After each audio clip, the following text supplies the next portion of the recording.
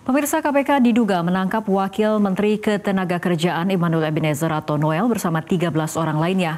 Noel diamankan penyidik lembaga anti rasuah terkait kasus dugaan pemerasan penerbitan sertifikat kelembagaan kesehatan keselamatan kerja atau K3 di Kementerian Ketenagakerjaan.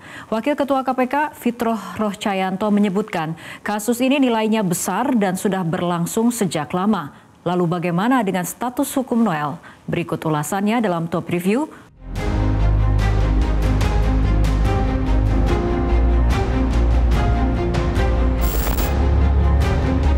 Kamis 21 Agustus 2025 dini hari, penyidik Komisi Pemberantasan Korupsi membawa sejumlah motor gede jenis Ducati dan satu unit mobil mewah merek BMW. Kendaraan-kendaraan ini dibawa penyidik lembaga anti rasuah bersama belasan unit kendaraan roda 4 lainnya secara bergelombang hingga siang hari. Selain sejumlah motor gede dan belasan kendaraan roda 4, penyidik KPK juga disebut telah mengamankan 14 orang dalam operasi tangkap tangan. Menurut informasi yang diterima Metro TV, dari 14 orang yang diamankan KPK itu, diantaranya diduga adalah Wakil Menteri Ketenagakerjaan Immanuel Ebenezer alias Noel, serta Direktur Bina Kelembagaan Kesehatan Keselamatan Kerja atau K3 Kementerian Ketenagakerjaan Heri Susanto.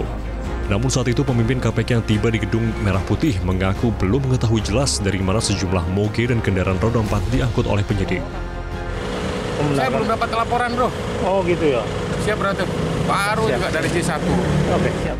Baru pada Kamis petang, KPK menunjukkan puluhan kendaraan mewah di halaman gedung KPK. Juru bicara KPK Budi Prasetyo mengatakan penyidik telah menyita 22 kendaraan, diantaranya 15 mobil dan 7 motor. Sedangkan terkait kasusnya, Budi mengatakan lembaga anti rasuah akan menjelaskan lebih lanjut setelahnya. Kendaraan dari beberapa pihak, ya.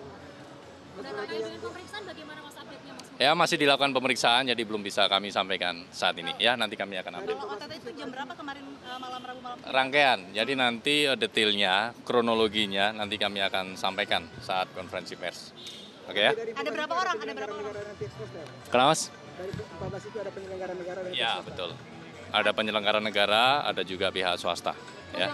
Nanti kami detilkan ya. Berapa? Kenapa? Ya, kendaraan ini kan sebagai barang bukti ya, dan sekaligus tentunya sebagai langkah awal nanti untuk aset recovery dalam penanganan perkara ini.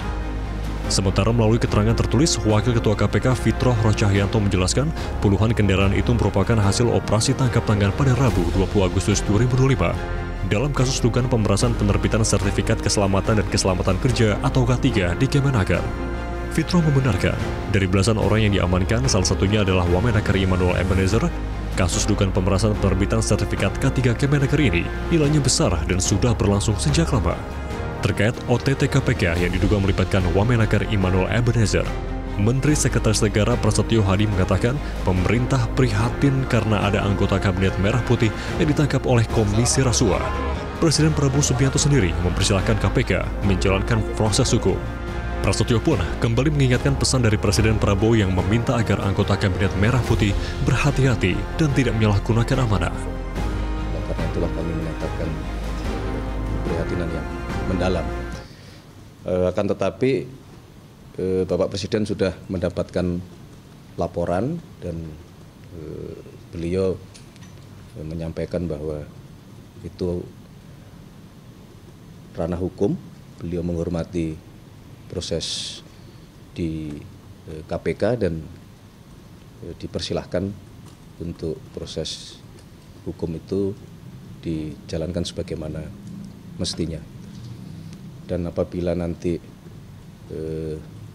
terbukti, maka akan secepatnya dilakukan pergantian. Hal senada juga disampaikan Menteri Ketenagakerjaan Yassi Yarli. Yassi Yarli menyatakan tak ada toleransi jika Wamenaker Immanuel Ebenezer terbukti bersalah.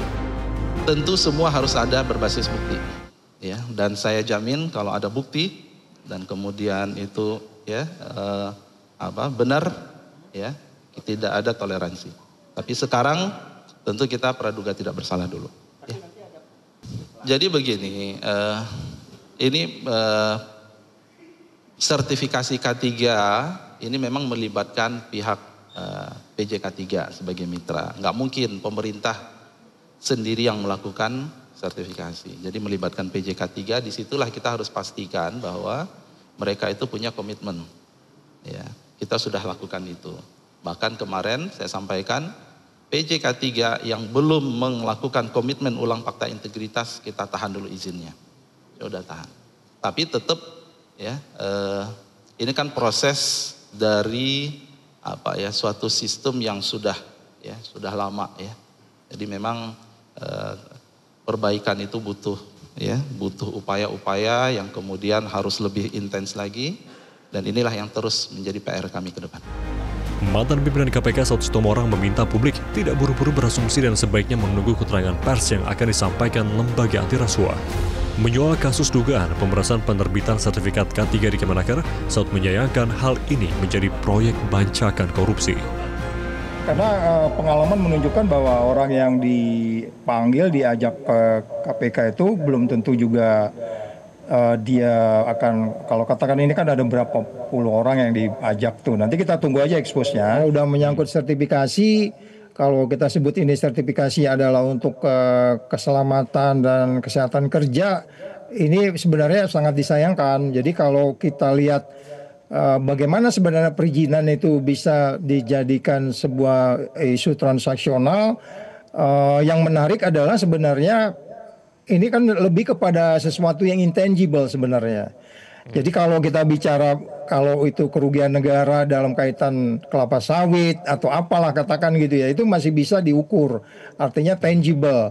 Kalau udah knowledge itu kan intangible dan kerusakannya itu cukup banyak. Apalagi kalau kita bicara ISO, ini kan ada standar-standar internasional harus dimiliki setiap perusahaan, sehingga mungkin banyak yang tidak memiliki passion di situ, karena memang ini kalau keselamatan dan keamanan kerja ini kan nggak semua orang tertarik sebenarnya, karena itu menyangkut passion seseorang untuk mengawasi bagaimana supaya kerja aman dan kerja itu sehat gitu.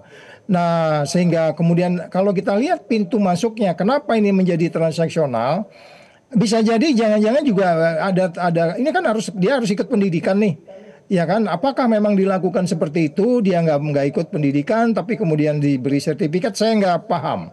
Nanti kita lihat apa sebenarnya yang terjadi. Kalau kita bicara lingkungan kerja yang katakanlah harus diawasi, kemudian tidak diawasi, kemudian tidak dilaporkan, kemudian kementerian tidak melakukan sertifikasi bahwa industri kamu sudah memenuhi syarat sebagaimana yang saya tugaskan kepada orang-orang di tempat kamu, yang orang-orang K3 di tempat itu gitu.